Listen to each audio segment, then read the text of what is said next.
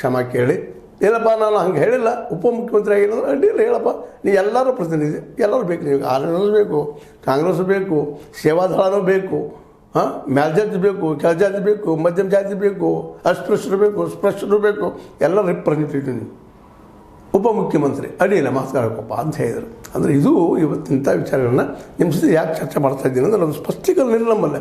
ಬರೀ ಟೀಕೆ ಮಾಡ್ಕೊಂಡು ಹೋಗುವಂಥದ್ದಲ್ಲ, ನಾವು ಬೆಳಿಬೇಕಾಗಿದೆ, ಜೊತೆಗೆ ಎಲ್ಲರೂ ಬೆಳೆಸಬೇಕಾಗಿದೆ, ವೈಚಾರಿಕತೆಯನ್ನು ಬೆಳೆಸಬೇಕಾಗಿದೆ, ವೈಚಾರಿಕ ನಮ್ಮನ್ನು ಬದಲಾಯಿಸ್ತಾ ಇರ್ತದೆ.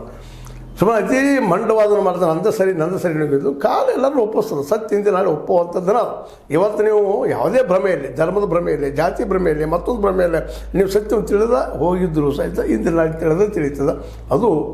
ಅದಕ್ಕೆ ಹೇಳುವಂಥದ್ದು ಜ್ಞಾನ ಹೆಚ್ಚಾದಂಗೆ, ಶಿಕ್ಷಣ ಹೆಚ್ಚಾದಂಗೆ ಎಲ್ಲ ಬದಲಾಯಿಸ್ತದೆ.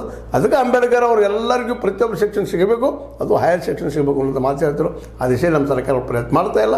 ಹೀಗಾಗಿ ಸಣ್ಣ ಸಣ್ಣ ವಿಷಯ ದೊಡ್ಡ ನೋಡ್ಕೊಂಡು ಹೋಗುವಂಥದ್ದು ಆಗಿದ್ದು ಹೇಳಿದ ಅವ್ರು ತಪ್ಪಾಗಿ ಇವರು ಹಾಡಿದ ಸುಳ್ಳು ಅದು ಮತ್ತೇನು ಅನ್ನುವಂಥದ್ದಕ್ಕಿಂತಲೂ ಸರಿಯಾಗಿ ತಿಳ್ಕೊಂಡು ಆ ಮಾತನ್ನು ಮಾತಾಡಿ ಯೋಗ್ಯವಾಗಿ ನಿರ್ಣಯ ತೊಗೊಳ್ಳೋದು, ಅದರಲ್ಲಿ ಬಿ.ಕೆ. ಹರಿಪ್ರಸಾದರಂಗೆ ನಾವು ಪ್ರತಿಯೊಂದು ವಿಷಯ ತಿಳ್ಕೊಳ್ಳೋಂಥ ಪ್ರತಿಯೊಬ್ಬರು ಮಾಡಲಿ ಅನ್ನುವಂಥ ಉದ್ದೇಶ.